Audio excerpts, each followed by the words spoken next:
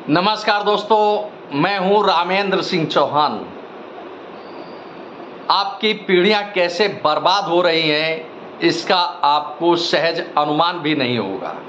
जी हां, यह हकीकत है उत्तर प्रदेश की। उत्तर प्रदेश के औद्योगिक महानगर कानपुर में नशे का कारोबार किस कदर फैला है, इसका आप सहज अनुमान नहीं लगा सकते हैं। कानपुर में दो इंस्पेक्टर्स यानी दो थानों के बीच नशे के कारोबार को लेकर एक अघोषित जंग छिड़ गई। एक थाने के क्षेत्र में इंस्पेक्टर को सूचना मिलती है कि उसके थाना क्षेत्र में गांजा व अन्य मादक पदार्थों की बिक्री हो रही है।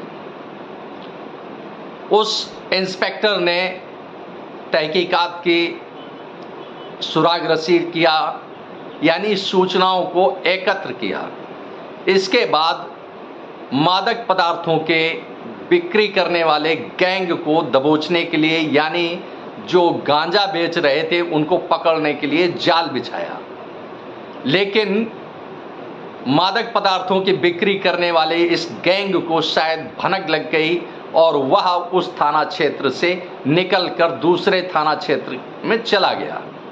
लेकिन इंस्पेक्टर भी कहाँ पीछे रहने वाले थे, उन्होंने दूसरे थाना क्षेत्र में जाकर उस गैंग को धर दबोचा।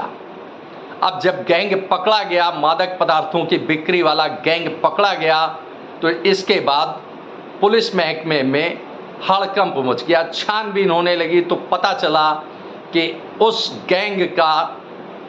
गैंग को संरक्षण देता था वह दूसरे थाने का इंस्पेक्टर था।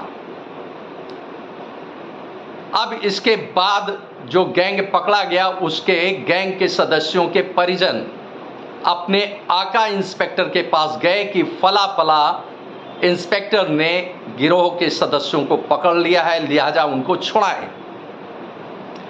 बात यहीं से गंभीर होती है कि उस इंस्पेक्टर ने जो संरक्षण दे रहा था नशे का कारोबार करने वाले गैंग को, उसने दूसरे इंस्पेक्टर को फ़ोन किया जिसने पकड़ा था नशे का कारोबार करने वाले गैंग को। उसको फ़ोन किया और कहा कि इंस्पेक्टर साहब, इनको छोड़ दीजिए, अन्यथा आपको अपहरण में नाप दूंगा और कोई बचा नहीं पाएगा, क्योंकि परिजनों ने मुझे तहरीर दी है और तहरीर मेरे पास आ चुकी है। इस पर जिस इंस्पेक्टर ने नशेड़ियों के कारोबार का यानी मादक पदार्थों की बिक्री करने वाले इस गैंग को जिसने पकड़ा था, उसने इसकी तत्काल सूचना अपने आला अफसरों को दी। अब जांच पड़ताल हो रही है। इससे एक बात तो साफ हो गई, यह सब खबरों में दिख रहा है, खबरों में आया है, आप इन खबरों को पढ़ सकते हैं, देख सकते हैं।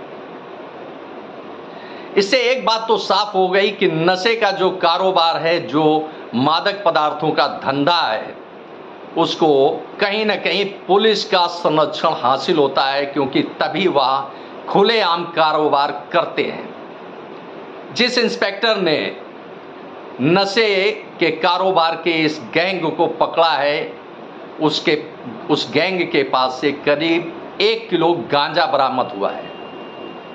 200 पुड़िया गांजे की मिली है। मादक पदार्थों सहित गैंग को गिरफ्तार किया गया है। खास इसमें यह है कि यह मादक पदार्थ यानी गांजा, चरस, अफीम, कोकीन, हेरोइन आदि जो भी मादक पदार्थ होते हैं, वह खास तौर से यह सिंडिकेट यानी नशे का जो ड्रग्स सिंडिकेट है, वह स्कूल कॉलेजों के आसपास इसकी बिक्री करता है।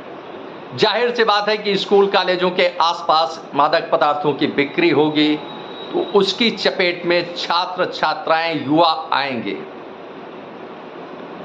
साफ जाहिर है कि जब युवा नशेबाजी करेगा, मादक पदार्थों का सेवन करेगा, तो उससे वह तो बर्बाद होगा ही, उसका परिवार बर्बाद होगा, उसकी आने वाली पीढ़ियां बर्बाद होंगी, रोजगार के अवसर नहीं होंगे, क्योंकि शिक्षा यानी जो पढ़ाई है उसकी, जो शिक्षा है उसकी, वह बहुत पीछे छूट जाएगी मादक पदार्थों के कारण। तो इस तरह से पूरे सीन में आप देख सकते हैं, समझ सकते हैं कि किस तरह से आपके परिवार को मादक पदार्थ बर्बाद कर रहा है और उसे संरक्षण दे रही है पुलिस। क्योंकि जिस तरह से मामला सामने आया है वह उत्तर प्रदेश पुलिस को शर्मिंदा करने वाला है। भले ही एक इंस्पेक्टर की कारगुजारी हो, लेकिन महकमा तो पूरा बदनाम होता है। कानपुर का तो यह मामला खुला, लेकिन यह संजाल या ड्रग्स सिंडिकेट उत्तर प्रदेश क्या पूरे देश भर में फैला हुआ है और देश की युवा पीढ़ी, नौजवान पीढ़ी, छात्र छात्राएं किस तरह से बर्बाद हो रहे हैं, या आप सहज अनुमान लगा सकते हैं। बात केवल कानपुर की नहीं है बल्कि पूरे देश की है।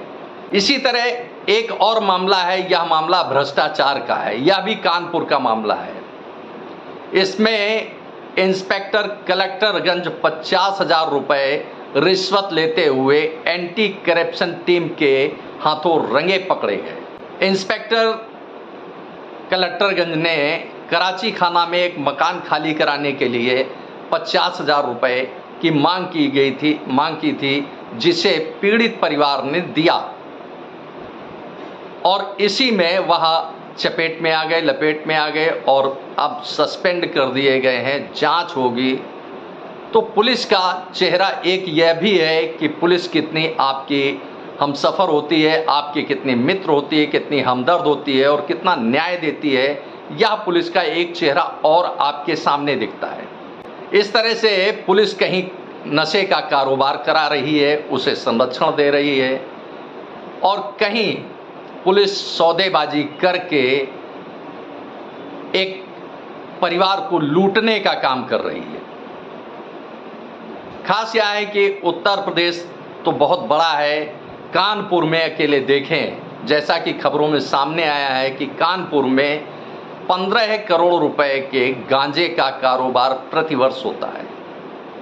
आप यह अनुमान लगा सकते हैं कि 15 करोड़ रुपए छात्र छात्राओं, गरीबों से, युवाओं से यह सिंडिकेट किस तरह से खींच लेता है, छीन लेता है और बर्बाद कर देता है।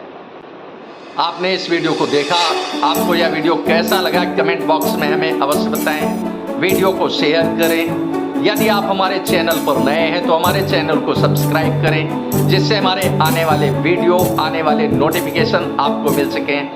दोस्तों, वीडियो को लाइक करना ना भूलें। आप लाइक करते हैं तो हमारा प्रोत्साहन होता है, हमारा मोटिवेशन होता है।